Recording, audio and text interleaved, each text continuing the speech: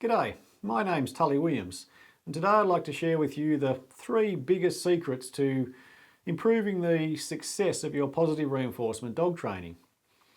Now, if you're anything like millions of other dog owners out there, you either have only briefly heard of these strategies in passing, or at best, if you have heard of them, you're massively underestimating their importance.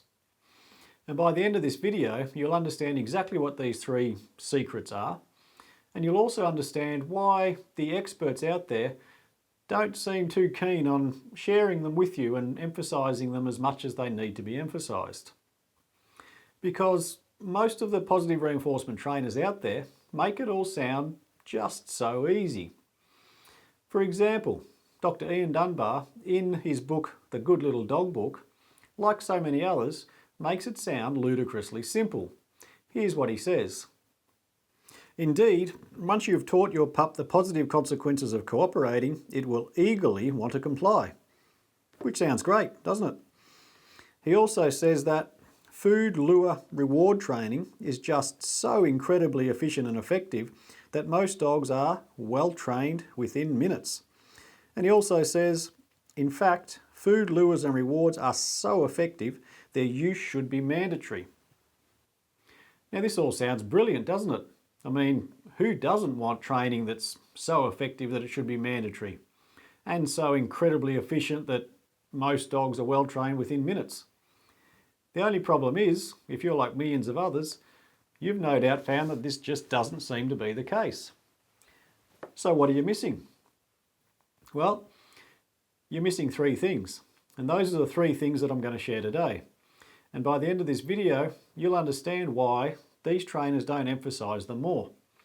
So let's get on with it. Let's get into the first point. The first thing you're most likely missing, or at least massively underestimating the importance of, is deprivation. Animals don't work particularly well for rewards unless they're deprived of those rewards at other times. And if we go right back to the beginning of operant conditioning, B.F. Skinner emphasised the importance of this deprivation. In a 1951 article he wrote titled How to Train Animals, he says, "To use it, we must build up some degree of deprivation." In other words, he's saying we must make sure the animal's hungry. In fact, in basically all positive reinforcement experiments, deprivation is always applied.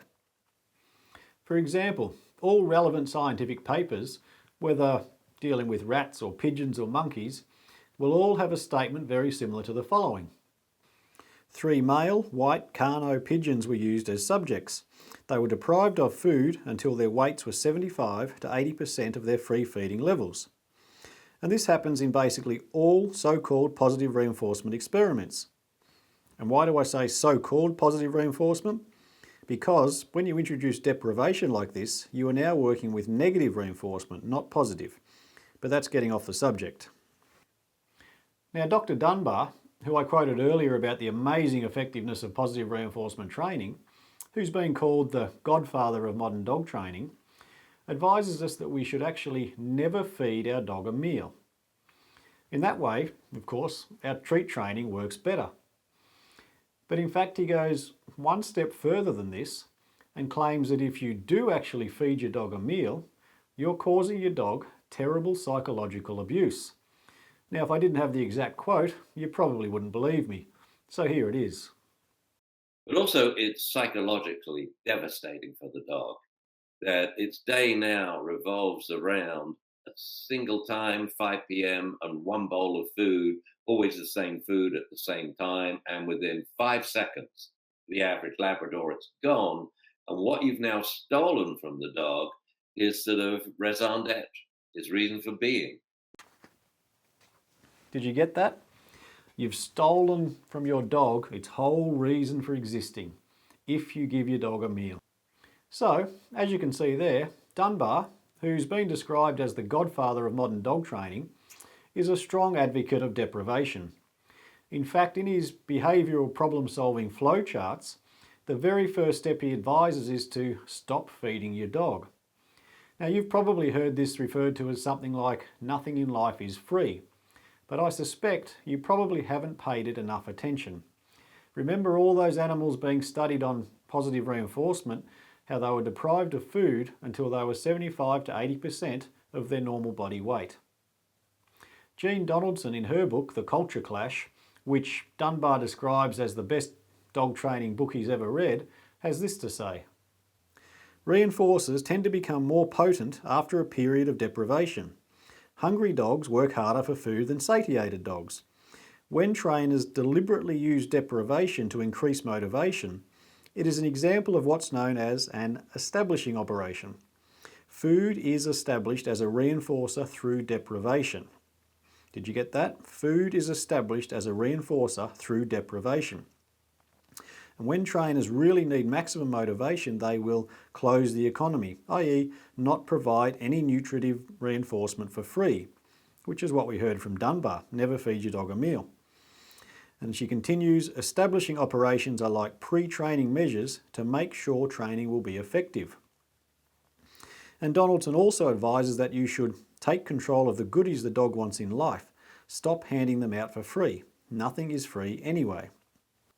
And you'll hear much the same from all the other positive reinforcement trainers. You just won't hear them emphasise it much, and possibly you're starting to realise why. New Zealand trainer Doggy Dan, who claims that he doesn't use food bribes, instead does the same thing with pats and cuddles and affection. He deprives the dogs of those things and only gives it to them when they work for it through obedience. He calls it Golden Rule number 3, everything on your own terms, and he describes it as a critical rule. Now you'll notice a similarity there between everything on your own terms and nothing in life is free, and so on. Whatever training reward you're using, you need to deprive your dog of that reward if it's going to work well in your training. So that's the first point. If your positive reinforcement training isn't working as well as you'd hoped, you probably aren't sufficiently depriving your dog of food. Remember Dunbar, never ever feed your dog a meal, and the scientific experiments on positive reinforcement, which always deprive the animals to bring them down to about 75 to 80% of their normal body weight. If you're not doing these things, if you've got a fat dog or even a slightly overweight dog, then your reward training is not going to work particularly well. So that's the first secret. However, on its own, keeping your dog deprived for the rest of its life still won't be enough to make your positive reinforcement training work particularly well. You'll find there are still times when the environmental rewards far outweigh our training reward. We've got our dog off out in the bush and it sees a kangaroo to chase. We've got our treat saying, come back. It considers our treat and says, I don't need a treat, I got a kangaroo. And it's a far bigger reward than what our training reward is. And so deprivation helps. It makes our training reward worth more to the dog. And so it goes part way into outweighing those environmental rewards. For the vast majority of dogs, however, it simply doesn't go far enough. But we've still got 2 more essential strategies to talk about. So the second secret to making positive reinforcement training work better is utilising addiction. Now, positive reinforcement training is largely based around the strategy of intermittent reinforcement, sometimes called variable reinforcement. But regardless of what the terms are, just think gambling. Take the simple example of teaching our pup to sit. When we're using our treat, lure-based reward training, however we're teaching our pup to sit, we initially give that pup a treat every single time it sits. That way the pup puts 2 and 2 together quickly and figures out what it's doing that's getting it the treat. However, once it's mastered that part of it, we then move on to intermittent reinforcement. So now we start just rewarding the pup occasionally. We start skipping treats slowly and then we start skipping more treats, and we do that in what seems like a random pattern to our pup. Why do we do this? Well, imagine a human example. If we go up to a drink vending machine and we put our money in and out comes the bottle of Coke. This happens every single time we put money in. And this is continuous reinforcement, just like when first teaching the pup to sit. But if we put our money in and no drink comes out, we immediately stop putting money in. In fact, we might even kick the machine.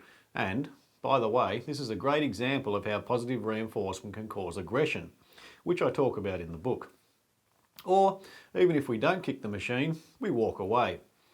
Now our dog does the same thing. It might sit the first time we ask it, but then when it figures out that we haven't got any treats, he loses interest and he wanders off. Or maybe he starts barking at us out of frustration. But again, take a human example. Now when gambling, people will keep putting money in over and over and over again, even though they're not getting anything. Why? Because they know that sooner or later they will get a win. It's the same with the dog. By moving into intermittent reinforcement, our dog is more likely to keep sitting even though it's not getting a treat every single time. So all of this is the psychology of addiction. And it's a core essential of positive training.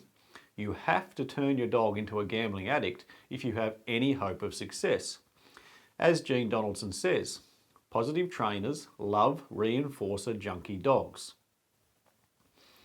And some dogs have more addictive personalities than other dogs, so you'll find this more successful with some than with others. And you'll often see the serious competitors using border collies. One reason is because they tend to get addicted more easily, and this is what Donaldson refers to as reinforcer junkie dogs. Karen Pryor likewise tells us that if there's any group of people who can teach us about reinforcement, it's casino owners. And she's right. So this is the second secret to succeeding with positive training. You have to get your dog addicted. And the more addicted you get your dog, the more effective your training will be. The best positive reinforcement dogs are the ones that are the biggest addicts. And that needs to be one of your major goals. If we could use heroin treats for dogs, then we could get them all addicted. And this addiction would outweigh everything else. But we can't. So we'll just have to do the best we can with what we've got and do everything we can to turn our dog into the most obsessed addict we possibly can. The better you do this, the more successful your training will be. Now, this might be a good time to ask the question, why are these two things, deprivation and addiction, essential if positive training is going to work? And the answer, like we discussed earlier, is that our training reward must outweigh the environmental rewards the dog might get for disobeying us. Imagine we let our dog off the lead and it takes off to chase a rabbit or another dog. We're calling it back with the promise of a treat, or with intermittent with the hope of a treat. But the problem is, the environmental rewards are far bigger than our training reward. And so we have to try to make our treats worth as much as possible.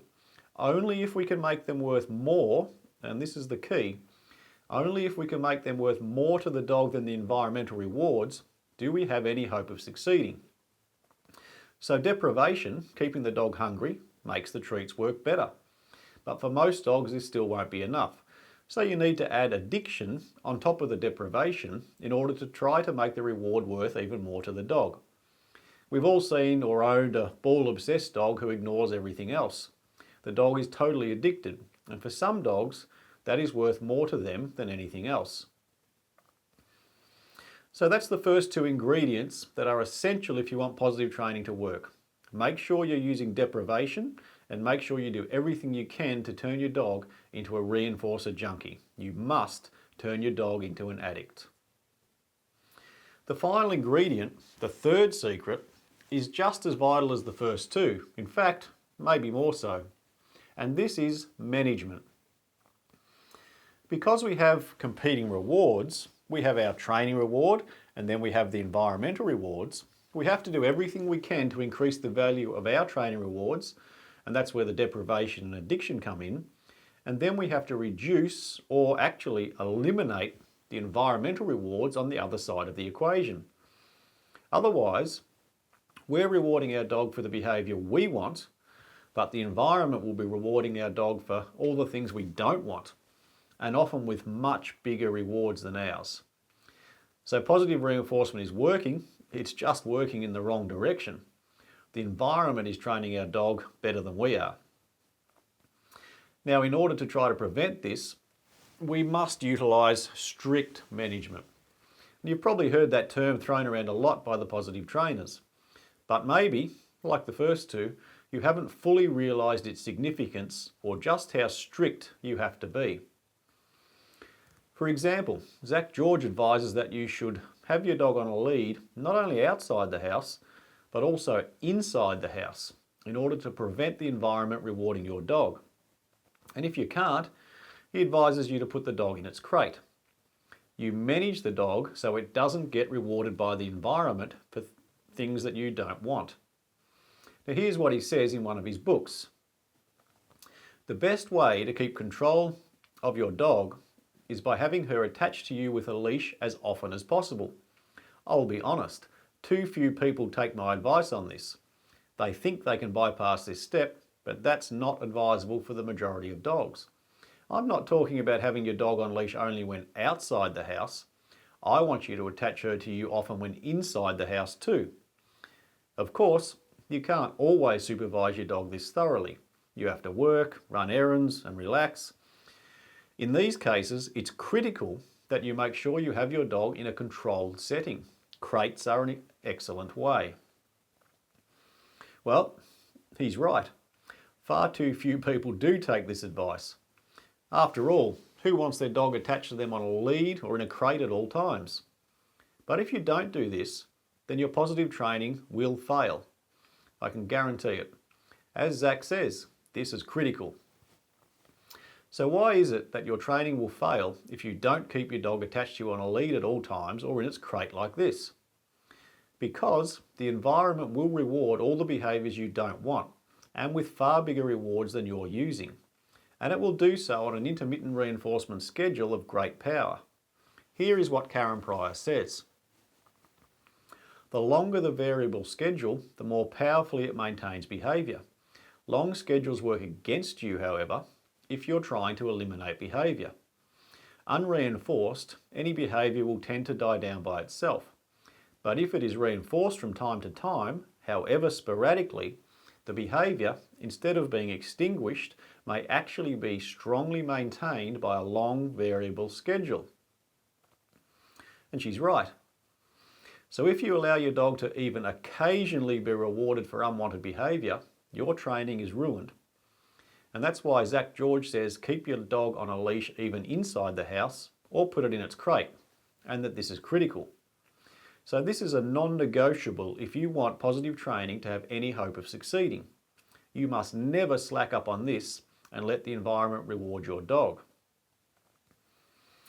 Now Susan Garrett says something very similar. She says that management is the biggest part of getting success with reinforcement-based dog training. And she advises everyone to have a training den, which is a room you set up in your house to do your training in. And then what she calls a gated community, which is just a fancy term for a playpen or a crate. Your pup is either having a training session or it's in its playpen. It never gets free time playing with your kids or the family or running around on its own, because the environment will inevitably reward behaviours you don't want and will ruin your chances of succeeding with positive training. Too bad if your kids just want to play with the pup. Pat Miller, author of The Power of Positive Dog Training, tells us the same thing when describing the secret to positive training. She says, all you have to do is figure out how to prevent your dog being rewarded for the behaviours you don't want and rewarded consistently and generously for the behaviours you do want. So you have to keep your dog's entire life very tightly controlled at all times if you want positive training to have any hope of success. And what the positive trainers again rarely tell their clients or viewers is that this is going to be required for a very, very long time, and maybe for your dog's entire life. Otherwise, your training will rapidly deteriorate. If you want your dog to be let off lead, it may take years of positive training to get to that point, if you ever do. As Jane Killian, the author of When Pigs Fly, Training Success with Impossible Dogs, says, if you are going to take your dog to a park or trail and let him off leash, you may need literally years of substantial reinforcement history of coming when called. But she also recognises that with some dogs, even this won't be enough. She says, in 24 years of having bull terriers, I have never owned or seen one that I would trust indefinitely off leash. 30-foot leashes are cheap and easy to find. Well, 30-foot leashes doesn't sound like training success to me. But as you can see, you are going to have to micromanage your dog's life for a very long time. When it comes to walking on the lead and you have a reactive dog, you are not going to be able to walk it for a very long time while you slowly work on retraining it. The secret, as all these trainers advise, is to never let your dog go over threshold. And this means not taking it for a walk if it's going to get reactive. You have to spend months and months and probably years attempting to slowly desensitize and counter-condition it until you can actually take it for a real walk. But there you have it, folks. You now know the 3 secrets that you've probably been missing, or at the very least massively underutilising, if your positive reinforcement training hasn't been working too well for you. First, make sure you use deprivation, as in all positive reinforcement experiments, and as Dunbar suggests, just never feed your dog a meal, so that it stays perpetually hungry. Second, make sure you do everything in your power to turn your dog into the most addicted addict you can. And thirdly, make sure you severely curtail your dog's freedom by micromanaging every aspect of its life. And that's it. That's the 3 overriding secrets to so-called positive training. And if trainers try to tell you that they don't do these things, then their training will simply get even worse results than the pitiful results we've already heard about. And even with using these strategies, these trainers all admit that this still does not guarantee success. As we heard from Jane Killian in her book Training Success with Impossible Dogs, she still won't let her dogs off a long line. And with regards to being able to let your dog off leash, Zach George likewise says that you must take a massive step backward in your training and tightly control the environment. A huge part of off-leash training is having perfect control of the environment. Note once again this aspect of severely curtailing your dog's freedom, what they like to call management, if you have any hope of success. But even then, Zach George continues, not all dogs will excel at off-leash training, and progress might be very slow for some, especially those high-energy dogs. Also, keep in mind that some dogs will never be okay off-leash, and that's fine too. Only you will know when the time is right to let your dog off-leash in certain situations, if ever. So even with all these strategies, Zach George admits it will sometimes fail. In fact, it fails a lot more than he cares to admit. Gene Donaldson, whose book Dr. Dunbar says is the best book of dog training he's ever read, likewise admits it can still fail, and in that case, she would use negative reinforcement. After all this work in a long, complicated process she describes, she notes that then there's some chance the recall might kick in a real situation. Mastering this exercise doesn't produce a squirrel-proof recall on every dog, but it does sometimes. So even after all the deprivation, addiction and severe restrictions on your dog's freedom and years of work, Donaldson admits it still probably won't work. She says there's some chance it might kick in and that it works sometimes. Positive training also failed dismally even for Karen Pryor, who's been called the mother of modern dog training. She's the famous clicker trainer and author of Don't Shoot the Dog. And yet, after 17 years, she still couldn't let her own dog off the lead. She says, dealing with squirrel chasing in the woods is just a shaping scare case. Actually, it's not. But she continues, if you want to do it, it can be done, but it involves a lot of steps. For me, that's too much like work. My practical solution is a mix of training and management. My backyard is fenced. In the woods, my poodle, whose lust for squirrels is mitigated by his general timidity, can be off leash. My 17-year-old border terrier, however, stays on leash in the woods. So, if the mother of modern dog training found it just too much like work to train her dog to come back when off lead, then what hope do you think you're going to have? Particularly if you have kids, a family, a job and a life. After all, animal training was Karen Pryor's whole life, and yet she couldn't even train her own dog to come back when called. So, if you have your heart set on using positive reinforcement to train your dog, Make sure you use all three of these strategies. Otherwise, you're doomed to even more certain failure than we've heard about here. And there are also various other reasons your positive training might not be working, or is probably even making things worse, as it often does. But that's beyond the scope of this video. On the other hand, we could just use some good, sound, old-fashioned balanced training and have none of these issues. We don't need to deprive our dog of anything, we don't need to turn it into an addict, and we don't need anywhere near as strict or as extended restrictions on our dog's freedom. We can fix any lead reactivity issues in a week, teach your dog to reliably recall in about the same time, and so on. Most problems and training issues can actually be sorted out very quickly with good training. And then we can give our dog great freedom and safety and have it involved in our lives without these severe restrictions and without the deprivation and reliance on weaponizing addiction. Only poor training takes months or years, or often doesn't work at all, for things that can be trained in hours, days or weeks.